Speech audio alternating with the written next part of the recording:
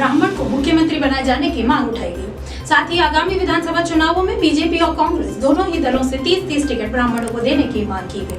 समाज के नेताओं ने मंच से ईडब्ल्यूएस आरक्षण के 10% कोटे में से 5% आरक्षण ब्राह्मणों को दिए जाने की भी मांग रखी। आपकी जानकारी के लिए बता दें कि इस महापंचायत में लाखों विप्र बंधुओं की भीड़ जुटी। केंद्रीय रेल मंत्री अश्विनी वैष्णव भी महापंचायत में शामिल हुए। इस दौरान उन्होंने भगवान परशुराम पर डाक टिकट भी जारी की। वैष्णव ने कहा कि भगवान परशुराम पर टिकट जारी होना ब्राह्मणों की एकता का परिणाम है। ब्राह्मण समाज की ओर से आयोजित इस महापंचायत में राजस्थान सहित देश के कई राज्यों से आए प्रतिनिधि शामिल थे। महापंचायत में जो मंच बनाया गया उस पर केवल संत समाज को स्थान दिया गया। अन्य समाज के प्रतिनिधियों के लिए मंच के सामने की तरफ सोफे लगाए गए। ब्राह्मणों के अलावा कई अन्य समाज के प्रतिनिधियों को भी आमंत्रित किया गया। भारतीय जनता पार्टी के प्रदेश अध्यक्ष सतीश पूनिया, उपनेता राजेंद्र राठौर, राज्यसभा सांसद डॉक्टर किरोड़ी लाल मीणा की पत्नी और पूर्व मंत्री गोलमा देवी, भाजपा के संगठन मंत्री भजन लाल शर्मा, जयपुर सांसद रामचरण बोहरा, कांग्रेस नेता पूर्व मंत्री रघु शर्मा, पूर्व मंत्री राजकुमार रिणवा, चोमू से बीजेपी विधायक प्रदेश प्रवक्ता रामलाल शर्मा, कांग्रेस नेता अर्चना शर्मा, बीजेपी के पूर्व प्रदेश अध्यक्ष अरुण चतुर्वेदी सहित कई नेता मौजूद रहे। महापंचायत को संबोधित करते हुए केंद्रीय रेल मंत्री अश्विनी वैष्णव ने कहा कि धर्म की रक्षा करने में ब्राह्मण अपनी भूमिका सदियों से निभाते आ रहे हैं। धर्म की रक्षा के लिए ही भगवान परशुराम ने शिव जी की तपस्या करके फरसा प्राप्त किया था। हमें इस परंपरा को कायम रखना है। धर्म की रक्षा के लिए हमेशा तत्पर रहना है।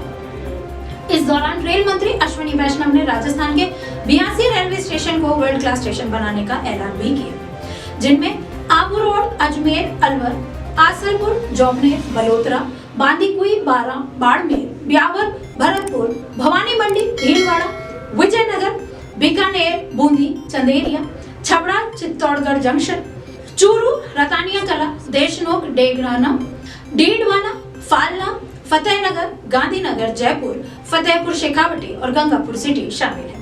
उन्होंने कहा कि 10 साल पहले रेल बजट में राजस्थान को 600 करोड़ रुपए मिलते थे, अब राजस्थान को 9,532 करोड़ रुपए का अनुदान मिल रहा है। इसके साथ ही राज्यसभा सांसद घनश्याम तिवाड़ी ने कहा कि हमारे देश और राज्य में जितने भी सनातन धर्म के मंदिर हैं, उन पर सरकारों का नियंत्रण नहीं होना चाहिए। जो मंदिर सरकारों के अधीन है वो वापस समाज को मिलने चाहिए। जिस तरह से वक्फ बोर्ड है, उसी तर्ज पर रिलीजियस एक्ट बनाए जाने की जरूरत है। मंदिरों पर अधिकार केवल हिंदुओं का होना चाहिए। तिवाड़ी ने ईडब्ल्यूएस आरक्षण के मुद्दे पर बोलते हुए कहा कि जिस तरह का आरक्षण अन्य वर्गों को मिल रहा है, उसी तरह ईडब्ल्यूएस आरक्षण का लाभ भी सभी जगह मिलना चाहिए।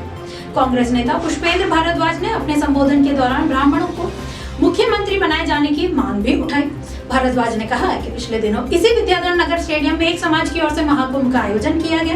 इस महाकुंभ में उस समाज ने मुख्यमंत्री की मांग उठाई थी, तो ब्राह्मण समाज में कोई कमी क्या है? हम इतनी बड़ी तादाद में हैं जो सरकारों को हिला सकते हैं, तो हमें अपने राजनीतिक प्रतिनिधित्व की बात खुलकर करनी होगी। भारद्वाज ने कहा कि एक समय था जब ब्राह्मण समाज के 60 विधायक हुआ करते थे, लेकिन अब केवल 17 विधायक हैं। उन्होंने बीजेपी और कांग्रेस दोनों ही दलों से आगामी विधानसभा चुनावों में 30-30 टिकट यानी कुल 60 टिकट ब्राह्मणों को देने की मांग की। महापंचायत के जरिए ब्राह्मण समाज ने अपनी एकजुटता और ताकत दिखाई है।